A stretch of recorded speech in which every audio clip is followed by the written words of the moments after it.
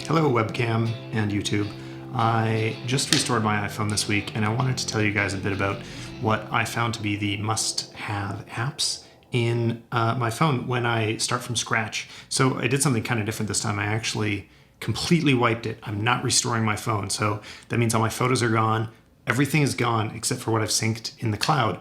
That puts me in an interesting situation. I am a photographer, so a lot of my concerns are photography related, and if that's interesting to you, maybe it'll help you out. So let's get started.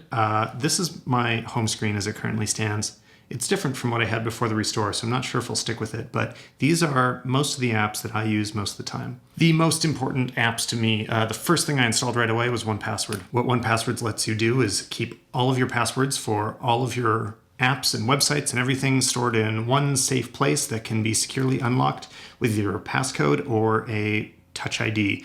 I am not going to unlock it for you right now, but let me just tell you, it's incredibly useful. It's very secure. I use this app on my desktop as well. After I've got that, it means that I can start unlocking other things. So some critical stuff to keeping my phone useful is that for photo backup and syncing, I used Google Photos. Now, because I'm doing all of this without actually restoring my phone, that means that my photos aren't stored on. If I jump to my photos library, it's kind of empty. What's in here? Some selfies. I took a photo of a receipt. There's kind of nothing here right now. So that means that all of my previous photos, I'm going to be relying on Google's new Google Photos feature to back up all of my previous photos. So this synced everything that was on my phone before, and it's now stored online, which means I'd have to download anything to access it again, but everything ever is all stored in one place. As you can see, it's got tons of videos in here, and it does fun things like create little animations and video montages from the stuff that I've already shot, which is great. It doesn't store it at full quality, so it's not a true backup. For that, I'll show you what I did in a few minutes using Dropbox, but it does do an awesome job of organizing my everything ever folder, so just kind of a place to dump things from recent photos. Here's some pictures from the zoo the other day. I do find that it stores it in very high quality, high enough to still do something with it later. Here's an example of the animations it does. I think they're really fun. I love it. To store the original full quality files, I use Dropbox, which you kind of have to pay for it to be useful, because for free you only get 2 gigabytes, but if you pay you get a terabyte. And what that lets you do is sync everything to your computer. So these are not just backed up in the cloud where I would need to download them again, but I actually have them on my iMac stored safely. To do this well, you don't just use the Dropbox app, you actually use Carousel. I store mine away because I don't access it that often. And when you launch it, it just syncs everything off your phone. It sucks it up and puts it into the cloud and onto a computer that it's syncing back to. I have it only syncing to my iMac. If it was also syncing to my laptops, it'd be filling them up with iPhone photos. So this means that somewhere I've always got the originals of all of my iPhone photos. Speaking of photography, I basically use one app to do all of my editing, which is VSCO or Visco.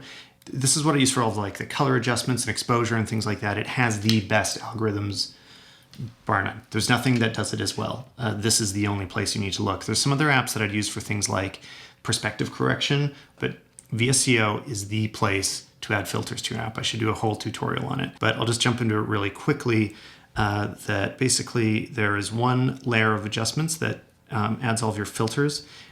I recommend buying them, and then it also has just really great basic adjustment algorithms that, okay, you can find these in many other apps, but if you compare how, say, the official Apple Photos app changes your exposure, it does not look nearly as good as Visco. So I strongly recommend it no matter what level of photography you think you're at. Another really great thing about it is that it actually syncs your photos online. So everything I had stored in this app has been restored just by logging back into my VSCO account. So I didn't actually have to do anything, but my photos all came back to me. The last photography app on my home screen is Instagram. So yeah, follow me. Okay, moving more towards social stuff. This is just kind of up to what you use. I'm a big fan of Twitter. I've been using Snapchat lately. And so if those are the things you use, you should add them. I also use Facebook, but if you use Tumblr, then, swap Twitter for Tumblr and you're happy. All right, now moving more towards productivity. Evernote. Evernote, if you haven't heard of it, just kind of lets you save tons of notes about anything and everything. So you can add photos, can just kind of store tons of junk, and it's kept synced in the cloud, so all of my notes from the past are still there. What I really like is you can kind of just search through everything you've ever written down really easily. You can just throw random ideas in there and not get too caught up about if they're important enough, or even just don't think about it. If you want to remember it for the future, throw it in Evernote. You can search for it later. I always regret when I didn't add something there. Along a similar track, it's not on my home screen, but something I use all the time is Pocket. What Pocket allows you to do is just save articles to read later or videos or whatever you want. It's just kind of a cross-platform bookmarking tool. I use it on the desktop, I use it on my phone, and it just keeps track of all the links I ever want to look at. Also, I can read them offline because it downloads the articles and you can take a look at it later. Okay, another productivity thing is TeamViewer, which I'm not going to launch because it accesses my home computer. It basically gives you a tunnel through to your main laptop, and this means that if you've forgotten some files, if you need to do something really quick that you can only access through a bigger computer, you can do it, and you can do it on your iPhone. So I use it to, grab photos that I forgot about. I don't know how I lived without it before. Another great app from the team that brought us Evernote is Scannable, and it is free and does all sorts of amazing scanning. You can just point it at documents, finds the edges, and does this incredible job of magically just capturing a perfectly clear image of it.